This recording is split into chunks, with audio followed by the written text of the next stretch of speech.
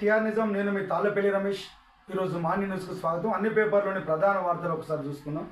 దానికి సంబంధించి ఒక వార్త మనకు చక్కర్లు కొడతా ఉన్నది. దీన్ని హైకోర్టు కూడా సీరియస్ తీసుకొని హైడ్రా ఆగడాలు ఎక్కువైపోతాయి, హైడ్రా వల్ల ఇబ్బందులు ఎదురవుతున్నాయి కాబట్టి అక్కడ ఆఫీసర్ను మార్చాల్సిన అవసరం ఉన్నదని చెప్పేసి వాళ్ళు ఒక విషయాన్ని అయితే చెప్పింది.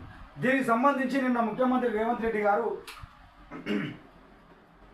మా ప్రభుత్వానికి మాకు కొన్ని విచక్షణ అధికారాలు ఉంటాయి కాబట్టి ఏ ఆఫీసర్ను పెట్టుకోవాలనో వద్దో అనేది మా నిర్ణయం అని చెప్పేసి ముఖ్యమంత్రి రేవంత్ రెడ్డి విషయాన్ని చెప్పిండు. దానికి సంబంధించి ఇది ఎవరికి లేలు పెట్టకుండా అందరూ మంచిగా ఉండే విధంగా ఒక ప్రభుత్వం ఒక ఆర్డినెన్స్ అయితే తీసుకొస్తుంది, ఒక చట్టం అయితే తీసుకొస్తుంది అని చెప్పేసి రాస్తారు.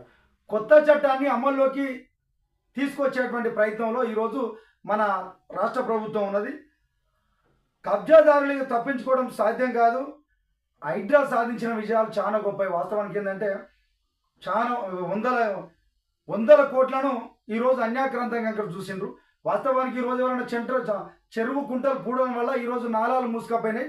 ఆ రోడ్లు ఏ విధంగా ఇబ్బందులు అయితేనే చూస్తాం. మనం ఎక్కడ డ్రైనేజ్ చిన్న వర్షం పడ్డ డ్రైనేజ్ పొంగిపోతూ ఉన్నది, రోడ్ల మీద నీళ్ళు వస్తూ ఉన్నాయి. దీనికి కారణం ఏంటంటే నాలాలను చెరువులను కబ్జాదారులు కబ్జా చేయడం వల్ల ఈ వ్యవస్థ వచ్చింది. దీన్ని ఉపేక్షించకుండా దీనికి ఒకటి హైడ్రా అని ఒక పేరు పెట్టి దీనికి అప్పుడే ఒక ఆఫీసర్ పెట్టి కొన్ని కార్యకలాపాలు చేస్తారు. దీని మీద పెద్ద ఎత్తున హర్షధ్వానాలు వచ్చినాయి.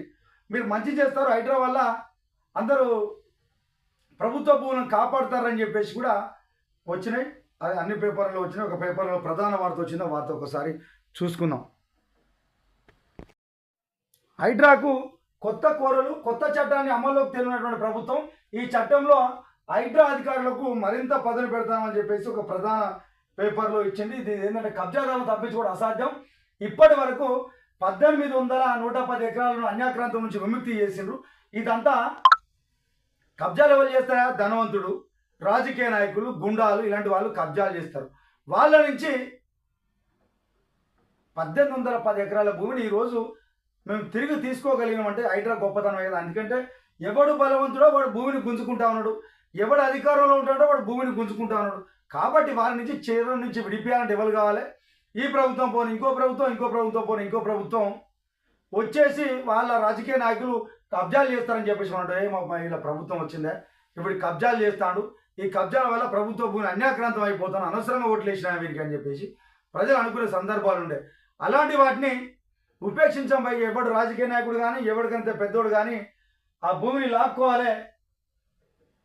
ఎవడైతే ప్రభుత్వ భూమిని ఆక్రమించిండో దాన్ని మనం గుంజుకోవాలని చెప్పేసి ప్రభుత్వం హైడ్రా అనేది ఒకటి తెచ్చింది. దీనివల్ల ఇప్పటి వరకు 1810 ఎకరాల భూమిని అంటే దాదాపు 1,00,000 కోట్ల పైన భూమిని ఈరోజు తీసుకున్నది ప్రభుత్వం. ఇది హైడ్రా విజయం సాధించిన విజయాలు సామాన్యమైనవి కావు. లోతుకుంట భూముల విషయంలో ధిక్కారంగా పరిగణించిన కోర్టు హైడ్రా కమిషన్ తొలగింపుకు ఆదేశాలు. దీనిపై అప్పీల్కి వెళ్ళినటువంటి ప్రభుత్వం అధికార ప్రజలను ప్రస్తావించడం రాష్ట్ర ప్రభుత్వం. వాస్తవానికి ఏంటంటే హైడ్రా విజయాలు ఏం చేసింది? ఉన్నటువంటి దాంట్లో హైడ్రా కొన్ని విజయాలు కూడా సాధించింది. అది 12,760 అక్రమ నిర్మాణాలకు కూల్చివేసింది.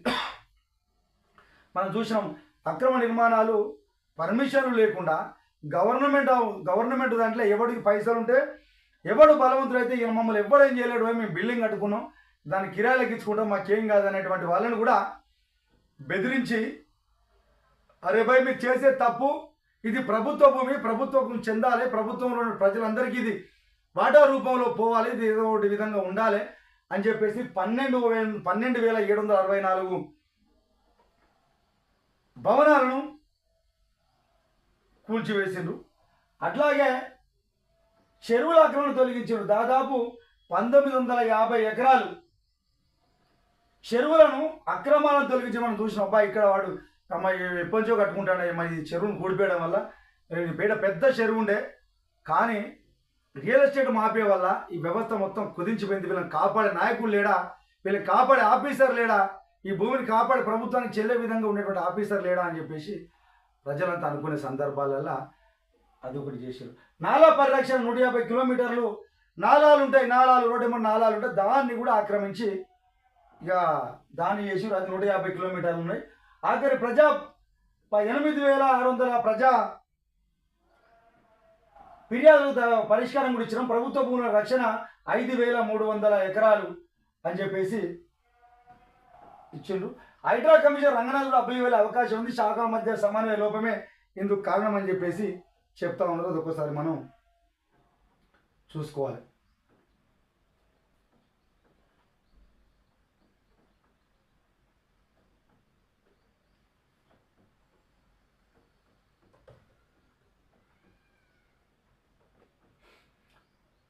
ఇలా కొన్ని న్యాయపరమైన సమస్యలు ఉన్నాయి, దాన్ని అధిగమించాల్సిన అవసరం ఉంది. ఇతర శాఖల సమన్వయ లోపం వల్ల కూడా ఇబ్బంది అవుతుంది. కబ్జాదారుల చట్టంలో తిరుగులేని బలం, కబ్జాదారులకి చట్టంలోనే తిరుగులేని బలం ఉన్నది కాబట్టి దాని నుంచి చట్టంలో కూడా మార్పులు తేవాలని చెప్పేసి ప్రభుత్వం భావించే యోచనలో ఉన్నదని చెప్పేసి అనిపిస్తూ ఉన్నది. ఏదేమైనప్పటికీ హైడ్రా అయితే కొన్ని మంచి పనులు చేసినాయి, కాకపోతే కొన్ని దిక్కుల ఇబ్బందులకు గురి అవుతారు. కాబట్టి మీరు ఆయన తొలగియాలని చెప్పేసి కోర్టు ఆర్డినెన్స్ అయితే జారీ చేసింది.